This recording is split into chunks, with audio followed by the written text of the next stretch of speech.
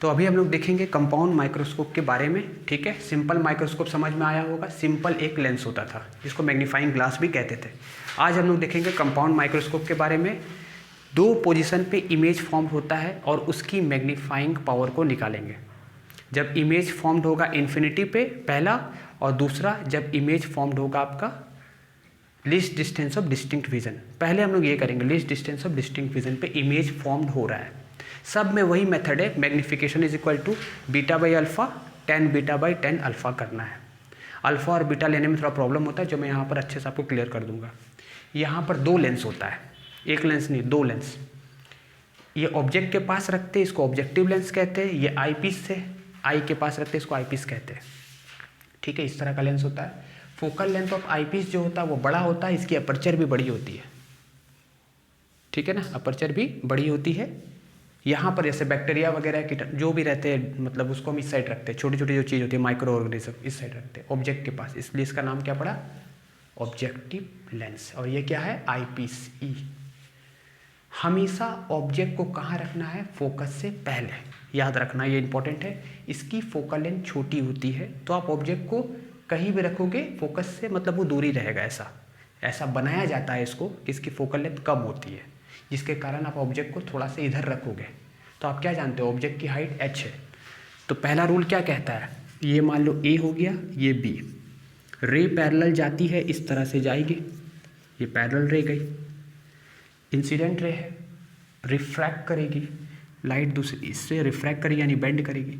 Light ऐसे करके गई आगे। ठीक है, हमने आगे तक ले गया, यहाँ तक, यहाँ ले जाकर टच करा देना पेंसिल से, स्केल का यूज़ करके। ये पॉइंट को क्या कहेंगे, एफ, फोकस ऑफ ऑब्जेक्टिव। ये लेंस है दूसरी वाली, इसको बोलेंगे ऑप्टिकल सेंटर। नहीं लिख रहा हूँ, पता है आपको, थिन लेंस है, इसकी फोकल लेंथ यहाँ है। ठीक, अब हम क्या करेंगे, ध्यान से सुनना। हम इसके बीच में क्या रहता है, रेक और पिनाइन अरेंजमेंट रहता है। मतलब आप इसकी लेंथ को आगे पीछे कर सकते हो। गियर सिस्टम होता है, ऐसे घुमाओगे ना, ऐसे घुमाने से रेक एंड पिनाइन रहता है। आप घुमाओगे तो ये आगे पीछे हो सकता है। हम क्या करेंगे, इससे जो इमेज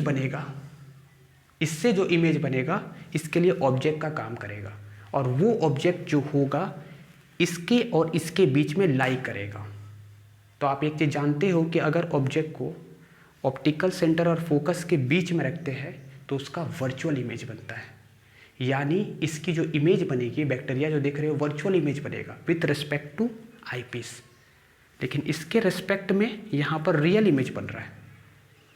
ऑब्जेक्ट के रिस्पेक्ट में रियल इंटरसेक्शन होगा। देखो कैसे, एक रे ऐसे जाएगी सीधा ऑप्टिकल सेंटर से, ऐसे गई, ऐसे जा करके यहाँ टकराई, और इसको आगे ले जाके इसमें टकरा देना ऐसे। ये पॉइंट में दो रिफ्रैक्टेड रे इंटरसेक्ट की है, तो यहाँ क्या बनेगा, इमेज। तो ये देखो इमेज किसके बीच में लाई कर गई, ये रियल इंटरसेक्शन है, तो ये रियल इमेज बना इसके रिस्पेक्ट में। इसका नाम दे दूंगा ए डैश बी डैश। ठीक है, यहाँ तक ड्रॉ करो आप। अब ये लाइट अंदर जाएगी थोड़ी ऐसे, थोड़ा यहाँ से ऐसे बना देना इस तरह से। ठीक है, ऐसे। अब फिर यहाँ से ऐसे हो जाएगी, यहाँ पर आई पीस रहती है, यहाँ क्या रहती है, आई पीस।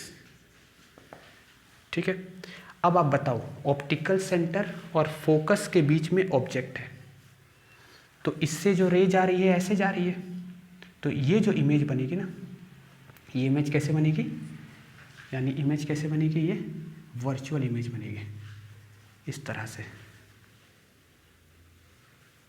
पहले आप यहाँ तक ड्रॉ करो, फिर मैं बता रहा हूँ। मैंने क्या बोला, इससे जो इमेज बनी इसके और इसके बीच में लाई करेगी, इसका वर्चुअल इमेज इधर बनेगा। और वो डिस्टेंस हम नाम देंगे, वो डिस्टेंस को हम नाम देंगे, पहला कंडीशन है least distance of distinct vision. कहने का मतलब 25 सेंटीमीटर में हम इमेज को ऑब्टेन करेंगे। कंडीशन समझ में आया मैं क्या बोला, फिर से बता रहा हूँ। ऑब्जेक्ट को यहाँ रखे थे, पैरेलल रे आई, फोकस से पास की, ऑप्टिकल सेंटर से पास की। ये दोनों जो इंटरसेक्ट कर रही है, ऐसी जगह इंटरसेक्ट कर रही है जो इसके फोकल लेंथ और ऑप्टिकल सेंटर की, ये वाली लेंस की फोकल लेंथ यहाँ है, इसके बीच में लाई करेगी। तो इसका वर्चुअल इमेज बनेगा इधर इस साइड। ठीक है, उसको भी ड्रॉ करेंगे अच्छे से। देखो अब यहाँ तक ड्रॉ करो पहले। तो कुछ इस तरह का आपका डायग्राम बनेगा। कंफ्यूज नहीं होना, देखो मैं बता दे रहा हूँ, ठीक है, ध्यान से देखना। मैंने क्या किया, आप ये वाला डॉटेड वाला नहीं बनाए थे, तो मैंने क्या किया, यहाँ तक था ये 3, तो पहला वाला जो क्या करना, यहाँ पर जो मिला है इसको आप ऑप्टिकल सेंटर से पास कराना, क्योंकि जो एंगल मेजरमेंट होता है वो ऑप्टिकल सेंटर के रिस्पेक्ट में होता है। आई पीस जो होती है इस साइड होती है, आई पीस छोटी सी आई पीस होती है, ऑप्टिकल सेंटर के रिस्पेक्ट में एंगल मेजर करते हैं। तो आप इस पॉइंट से एक डॉटेड ऐसे पास कर दिए, देखो मैं डार्क कर दे रहा हूँ ऐसे। फिर क्या हुआ, यहाँ से मेरे वर्चुअल इमेज बनेगी, क्योंकि इसके बीच में रखने से क्या होता है, ऑप्टिकल सेंटर और फोकस के बीच में रखने से वर्चुअल इमेज बनता है। तो यहाँ से स्ट्रेट ला रहा हूँ, देखो ये इस तरह से लाऊंगा, दूर आएगा, यहाँ मिला। फिर यही रे को ऑप्टिकल सेंटर से जो जाती है वो सीधे आ जाएगी यहाँ पर, ठीक है, ये अच्छे से बना देना इस तरह से, ठीक है, इस तरह से ऐसे यहाँ 2 इंटरसेक्ट कर गई। अब आगे इसको लाने की ज़रूरत नहीं है, इसको नहीं भी बनाओगे तो काम हो जाएगा, नहीं तो इसको भी यहाँ ला सकते थे, गंदा होता, 2 से काम चल जाएगा, 2 रिफ्रेक्ट है ना।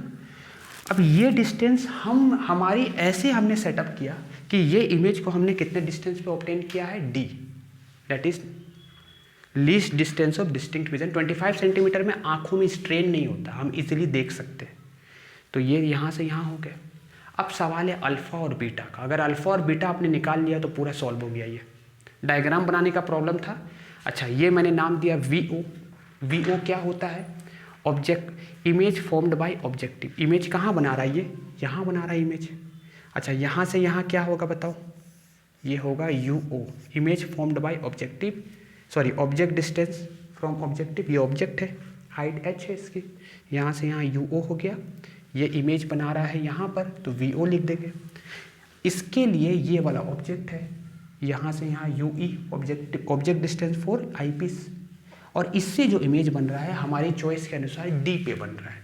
तो हमने क्या लिख दिया, यहाँ का यहाँ से यहाँ तक का डिस्टेंस डी। समझ में आ गया होगा।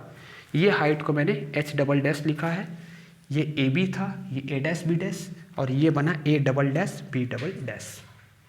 इस तरह का आपको लिखना है। अब चाहो तो और भी इसमें लिख सकते हो।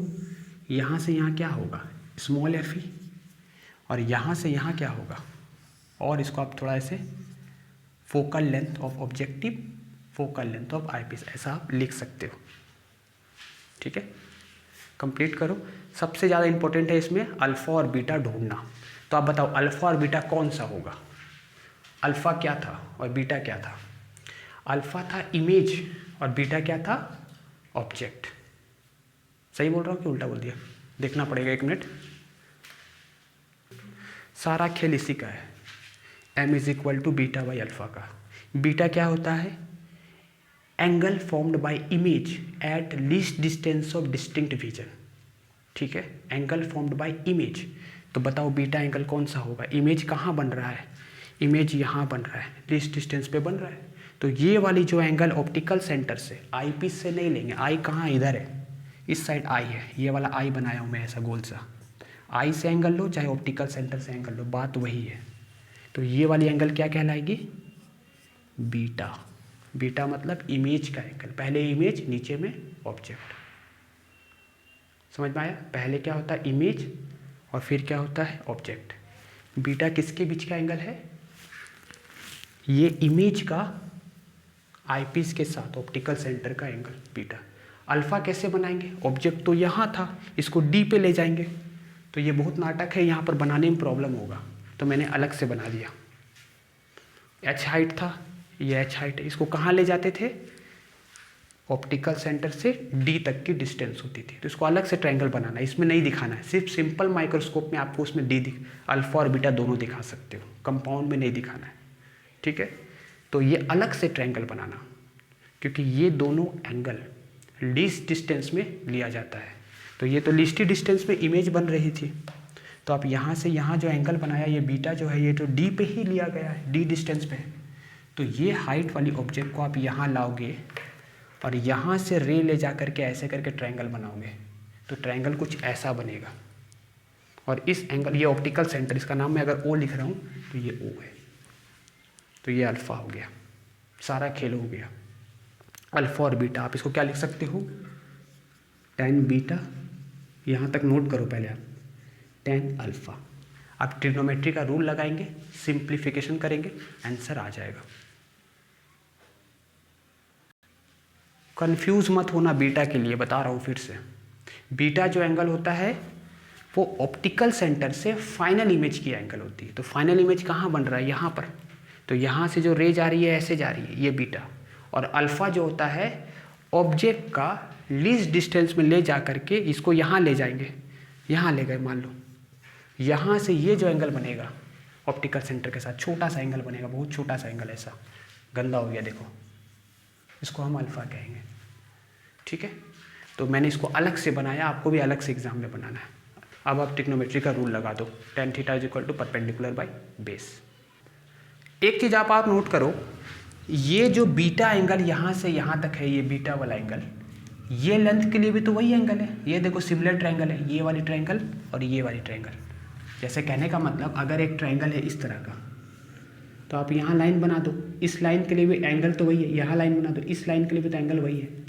तो एंगल तो बीटा तो वही रहने वाला है, इसके लिए भी, इसके लिए भी, इसके लिए भी, इसके लिए, यहाँ तक लेंथ के लिए वही कॉन्सेप्ट यहाँ यूज़ किया है। क्योंकि ये लेंथ आप जानते हो h है, इसका नाम दे दो h डैश। तो अगर आप ये छोटी सी ट्रायंगल देख रहे हो तो tan बीटा की वैल्यू क्या हो जाएगी? h dash by this distance perpendicular by base. और बेस क्या है? यहाँ से यहाँ तक की ये क्या बन रहा है? ये तो ऑब्जेक्ट डिस्टेंस है फॉर आई पीस। तो आप इसकी जगह में क्या लिख सकते हो? tan बीटा की जगह में बताओ, h डैश अपॉन यहाँ से यहाँ तक की डिस्टेंस कितनी है? UE। उसी तरह tan अल्फ़ा की वैल्यू क्या लिख सकते हो? देखो tan अल्फ़ा की value h by capital D। Note करो इसको पहले, फिर इसको सॉल्व कर देंगे, थोड़ा सा रिलेशन बना देंगे। अब देखो सिंप्लीफाई कर दिया गया, मैग्निफिकेशन का ये टर्म अभी आया था, मैंने क्या किया? h डैश बाई h लिखे, इसको क्रॉस कर दिए, ये आ गया। तो ये क्या है? Height of image by height of object is equal to magnification formed by objective. देखो कंपाउंड माइक्रोस्कोप की क्या प्रॉपर्टी होती है? 1000 टाइम्स ये इनलार्ज इमेज दे रहा था। सिंपल माइक्रोस्कोप में सिर्फ एक ही बार मैग्निफिकेशन हो रहा था, कंपाउंड में 2 बार मैग्निफिकेशन होगा, तो मैग्नीफाइंग पावर ज़्यादा होगी। ठीक है, तो जब हम इसको सॉल्व करते हैं तो ये h डैश क्या है और h क्या है? आप यहाँ देख सकते हो इमेज में, h डैश है ऑब्जेक्टिव से बना हुआ इमेज हाइट, और h है ऑब्जेक्टिव के रिस्पेक्ट में हाइट ऑफ ऑब्जेक्ट। तो आपने 10th में ऐसा पढ़ा था, height of image by height of object is magnification, linear magnification. So this magnification is the magnification of क्या? ये मैग्निफिकेशन ऑफ क्या हो गया? ऑब्जेक्टिव। तो यहाँ मैंने लिख दिया इसके जगह में मैग्निफिकेशन ऑफ ऑब्जेक्टिव। और ये जो आया है ये क्या है? क्योंकि मैग्नीफाइंग पावर जो है वो किस पे डिपेंड कर रहा है? 2 के प्रोडक्ट पे आया जो टर्म, इस टर्म को हम कहेंगे d बाई यू ई को मैग्निफिकेशन ऑफ आई पीस। ठीक है, समझ में आ गया होगा, मैग्निफिकेशन ऑफ आई पीस कहेंगे। अब देखो मैंने आपको सिंपल माइक्रोस्कोप में बताया था कि d बाई यू ई की वैल्यू कितनी होती है? 1 प्लस डी बाई एफ ई होती है। सॉल्व करके आपको बताया था सिंपल माइक्रोस्कोप में स्टार्टिंग में। ठीक है, या आप ऐसा भी जानते हो कि इसकी प्रॉपर्टी को देखो, ये ऑब्जेक्ट ये जो है ये सिंपल माइक्रोस्कोप की तरह वर्क कर रहा है। ऑब्जेक्ट को कहाँ रखे हैं? ऑप्टिकल सेंटर और फोकस के बीच में ऑब्जेक्ट को रखे हैं और इसकी वर्चुअल इमेज बन रही है। हमने सिंपल माइक्रोस्कोप में तो यही किया था, लेकिन हमने सीधा रखा था और सीधा इमेज बना था। पर यहाँ ऐसे रखे हैं तो इसके रिस्पेक्ट में ऐसे इमेज बन रहा है। तो ये एक तरह से एक्ट कर रहा है eyepiece as a simple microscope. ठीक है, सिंपल माइक्रोस्कोप का क्या मैग्निफिकेशन होता था? 1 प्लस डी बाई एफ। अगर यहाँ पर आई पीस की फोकल लेंथ एफ ई है तो हम एफ ई लिख देंगे, और डी क्या था? Distance of distinct vision. यही तो डी बाई यू ई की वैल्यू थी, स्टार्टिंग में आपको बताए थे। तो नेट मैग्निफिकेशन क्या हो गया? अच्छा, ये आपने 10th में पढ़ा था, height of image by height of object. Magnification का फॉर्मूला क्या होता था? लेंस का height of image by height of object is equal to plus V by U. Mirror में माइनस वी बाई यू होता था, यानी image distance by object distance. लेकिन इसमें क्या होता है? लेंस में प्लस वी बाई यू। तो हम इसके जगह में ये भी लिख सकते थे। अब देखो ये सारी चीज़ मेजरेबल है, आप ऑब्जेक्ट को कितनी दूरी पे रख रहे हो, ऑब्जेक्ट डिस्टेंस आपको मालूम है। ठीक है, VO भी मालूम है, लेकिन हम चाहेंगे तो इसको और सिंप्लीफाई करके एक नया फॉर्मूला बना देंगे। D हो तो फोकल लेंथ ऑफ आईपीस भी आपको मालूम होता है, और इमेज ऑब्जेक्टिव से जो इमेज बन रहा है VO क्या है? लेकिन ये तो मेजरेबल नहीं है बीच में कहीं, ये डिस्टेंस को आप कैसे मेजर करोगे? ये डिस्टेंस तो नहीं होगा, आप तो फाइनल इमेज बनाते हो। तो हम इसको और फर्दर सिंप्लीफाई कर सकते हैं, लेकिन ये फॉर्मूला इंपॉर्टेंट है, VO/UO 1 + D/FA, नोट कर सकते हो आप। अब देखो नया फॉर्मूला आ गया मैग्नीफिकेशन का, ऑब्जेक्टिव लेंस का, ठीक है, मतलब टोटल मैग्नीफिकेशन का, मैग्नीफाइंग पावर का। कैसे आया? अभी हम आपको क्या बताएं, M क्या होता है? M = MO × ME। ME सही रहेगा, MO चेंज हो जाएगा। कैसे चेंज हो गया बताओ? MO को क्या बताए थे? V/UO = height of image by height of object. अब आप थोड़ा फॉर्मूला लगाओ, मिरर फॉर्म, लेंस फॉर्म, मतलब अब देखो इसको, VO क्या है और UO क्या है? Object distance for objective. तो क्योंकि ऑब्जेक्ट को ना, देखो ये ऑब्जेक्ट है, ऑब्जेक्ट को बहुत ही सामने रखा जाता है लेंस का, और इसकी फोकल लेंथ भी छोटी है। तो क्या हो गया इससे? इसकी फोकल लेंथ छोटी है और इसको सामने रखा जा रहा है। तो लगभग ऐसा तुम कह सकते हो कि ऑब्जेक्ट को कहाँ रखा गया? लगभग फोकल लेंथ के पास रखा गया। मतलब यहाँ से यहाँ तक की जो लेंथ होती है वो क्या होती है? FO होती है, सेंटर, ऑप्टिकल सेंटर तक की। ये क्या होती है? FO। समझे? इसकी फोकल लेंथ बहुत ही कम है और ऑब्जेक्ट को आप क्लोज टू द लेंस रखते हो, तो अप्रॉक्सीमेटली आप मान सकते हो कि ये डिस्टेंस कितना है? FO के बराबर है। तो मैंने क्या किया, यहाँ पर UO की जगह FO लिख दिया, और VO हमने L क्यों लिखा कि इससे जो इमेज बन रही है वो बहुत ही इसके नज़दीक बन रही है, और इसके बीच का टोटल लेंथ L होता है। तो मान लो यहाँ बन रही है, तो यहाँ बन रही है, तो ये लेंथ और ये लेंथ में ज़्यादा फर्क नहीं है, क्योंकि इसकी भी फोकल लेंथ कम होती है। तो ये लेंथ कहो या ये लेंथ कहो, बात एक ही है। तो आप इसकी जगह में क्या लिख सकते हो? ये इमेज जो बन रही है ना VO, यहाँ से यहाँ तक, क्योंकि ये बहुत नज़दीक होती है, तो आप रफली इसको, ये लेंथ को आप ये ले सकते हो। ये लेंथ कितनी होती है? इसके बीच की लेंथ L होती है। इमेज यहाँ बन रहा है, लेकिन ये इसके बहुत नज़दीक है, इसलिए आप ये लेंथ को ये ले सकते हो। तो लगभग ऐसा लिख दिया गया। अब साइन कन्वेंशन लगाना जरूरी है। FO नेगेटिव क्यों लिया गया? देखो ये इस साइड है, लाइट के अपोजिट डायरेक्शन में, और L इस डायरेक्शन में, लाइट के डायरेक्शन में, तो इस साइड प्लस लेंगे, लाइट के अपोजिट डायरेक्शन में माइनस लेंगे। इसलिए FO इस साइड लाइक कर रही है, देखो FO इस साइड लाइक कर रही है, इसलिए क्या लेंगे? माइनस। समझ गए? तो यहाँ पर -FO कर दिए, नया फॉर्मूला आ गया। L को बोलते हैं ट्यूब लेंथ। समझ में आ गया होगा।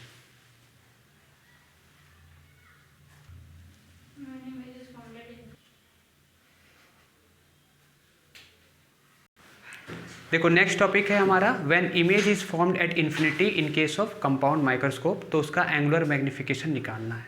जैसा कि आप देख सकते हो, उसको डायग्राम को मैंने कैसे बनाया। सबसे पहले ये लाइन आपको ड्रॉ करना है इस तरह से, फिर ये एक लेंस ड्रॉ करना है, ये दूसरा लेंस, ये आई के पास रहता है इसलिए इसका नाम आई पीस पड़ा, ये ऑब्जेक्ट के पास रहेगा इसलिए इसका नाम ऑब्जेक्टिव लेंस पड़ा। ठीक, ऑब्जेक्ट को आपको यहाँ पर रखना है। ठीक, इसकी हाइट h माना, लाइट इससे पैरेलल गई, और यह जानते हो ये किससे पास होती है? फोकस से। तो this is focal length of objective. ठीक, फिर एक रे ऑप्टिकल सेंटर से जाएगी जो सीधे ही चली जाएगी, लेकिन हमारी जो रिक्वायरमेंट है कि इमेज कहाँ फॉर्म होनी चाहिए? इन्फिनिटी पे। तो इमेज इन्फिनिटी पे कब फॉर्म होती है? जब ऑब्जेक्ट को फोकस पे रखते हैं। तो ये जो हम रेक और पिनियन के हेल्प से ऐसा सिस्टम अरेंज करेंगे, इन्फिनिटी का मतलब क्या समझते हो? डी पे नहीं, डी से ज़्यादा डिस्टेंस पे, मतलब आंखों में थोड़ी भी स्ट्रेस नहीं हो। डी पे, डी भी तो नॉर्मल विजन होता है 25 centimetre, least distance of distinct vision, उससे कम तो देख ही नहीं सकते। उससे कम अगर देखेंगे तो आंखों में दर्द हो जाएगा। तो 25 सेंटीमीटर से ज़्यादा होनी चाहिए या 25 सेंटीमीटर होनी चाहिए। तो इन्फिनिटी का मतलब 25 सेंटीमीटर से ज़्यादा। तो हमने एक डी वाला केस बताया, लीस्ट डिस्टेंस मतलब 25 सेंटीमीटर तो होनी ही चाहिए। अब उससे ज़्यादा की जब बात करते हैं तो इन्फिनिटी कहते हैं। ठीक है, तो इन्फिनिटी होने के लिए ऑब्जेक्ट को कहाँ रखना होगा? इसके फोकस पे, और इसका फोकस कहाँ है? यहाँ पर। तो इससे जो इमेज बना, ध्यान से सुनो, इससे जो इमेज बना इसके फोकस पे आ गया, ऐसा सेट किए, और जब फोकस पे बना ऑब्जेक्ट रखे तो उससे इमेज कहाँ बनता? देखो कैसे बनाया है। एक तुमको बनाना है ऑप्टिकल सेंटर से, ये बीटा होता था, है ना, बीटा होता था यही एंगल, और अल्फा के लिए अलग से आपको बनाना पड़ता था, है कि नहीं। ऑब्जेक्ट को डी पे ले जा करके ऐसे क्या करते थे? ये बनाने के लिए ऐसे ले जाते थे, ये हाइट ऑफ ऑब्जेक्ट रहता था, इस तरह से अल्फा बनाते थे, है कि नहीं। तो यहाँ पर ऐसा कुछ करने की जरूरत नहीं, क्योंकि ये डिस्टेंस इन्फिनिटी लेना, लेकिन हमने डी पे डिफाइन किया है। याद रखना, ऑब्जेक्ट और इमेज दोनों कहाँ पर होता है? ये तुम्हारा एंगल जो लेते हैं वो हमेशा डी पे लेते हैं। ठीक है, तो यहाँ से रे एक ऐसे बना देना सीधा, फिर यहाँ पर टकराई है तो इसको ऐसे ले जाना और इसको सीधा बना देना, फिर यहाँ से टकराई तो ऐसे सीधे ले जाना, यहाँ पर आई पीस है, ये आई है इस साइड, ठीक है। तो ये दोनों तो ना ही इधर मिल रही है ना ही इधर मिल रही है, तो इसको हम क्या बोलेंगे, इमेज कहाँ बन रही है, दूर पे जा करके इन्फिनिटी पे बन रही है। तो यहाँ पर यहाँ से यहाँ तक ऑब्जेक्ट डिस्टेंस है फॉर आई पीस, यूई मतलब object distance for eye piece. कहाँ पर है, focal length of eye piece, focus पे है, मतलब यहाँ से यहाँ के डिस्टेंस को क्या बोलेंगे, focal length of eye piece. तो ये एफ ई हो गया, ठीक है ना। अब इसको हमने बस खाली नाम दे दिया, यहाँ से यहाँ वी ओ मतलब objective image distance for objective, यहाँ पे सब लिख लेना, अच्छे से बना लेना डायग्राम। फिर मैग्नीफाइंग पावर फॉर ऑब्जेक्टिव क्या हमने बताया था, अभी जस्ट निकाला था, H dash by H L by F O, जो सेम प्रोसेस है इसमें भी, ठीक है ना। ये तो सेम ही है ना, इमेज इसमें चेंज हुआ है, इसमें यहाँ इमेज बन रहा है इन्फिनिटी पे, बाकी ये तो सारा सिस्टम वही है, ठीक है। तो हम क्या देख रहे हैं, एल बाई एफ ओ हमने निकाला था minus F O, same process है जो मैंने पहले बताया। और मैग्नीफिकेशन ऑफ आई पीस क्या होगा, डी बाई एफ ई। अब ये डी बाई एफ ई कैसे हुआ आई पीस में, बताओ, इन्फिनिटी डिस्टेंस हो रहा था, ये डिस्टेंस इन्फिनिटी था, लेकिन हम क्या बताए थे आपको डी पे लेना है। तो आप इसको सॉल्व करोगे तो डी बाई एफ ई, मतलब ये देखो आप इसको आप सॉल्व करोगे तो ये कैसे आया, आप कैसे बोलोगे कि आई पीस का डी बाई एफ ई आया है।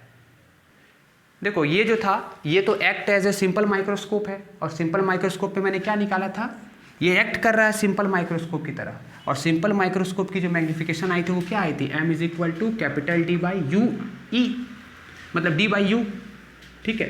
तो हम यहाँ पर आई पीस को माने हैं, तो इससे यू ई कितना है, यू ई की जगह एफ ई है, ठीक है। तो यहाँ एफ ई लिख देंगे और डी लिख देंगे, तो एम ई के जगह में क्या आ गया, डी बाई एफ ई आ गया, क्योंकि यू ई की वैल्यू कितनी है, एफ ई है, यू ई की वैल्यू कितनी है, एफ ई है। ये एक्ट एज ए, ये किसकी तरह एक्ट कर रहा है, ये एक्ट कर रहा है एज ए सिंपल माइक्रोस्कोप। फिर एम जो टोटल एंगुलर मैग्नीफिकेशन होता है वो क्या होता है, एम ओ बाई एम ई।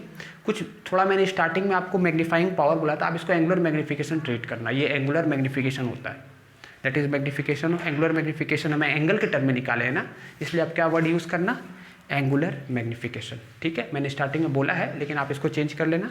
तो m is equal to M O into M E होगा, ये दोनों को पुट कर देंगे तो ये फॉर्मूला इन्फिनिटी के केस में आएगा, इन केस ऑफ माइक्रोस्कोप, ठीक है। वीडियो के डिस्क्रिप्शन में मैं आपको सिंपल माइक्रोस्कोप का भी दे दूंगा और टेलीस्कोप का भी दे दूंगा, ठीक है स्टूडेंट, थैंक यू।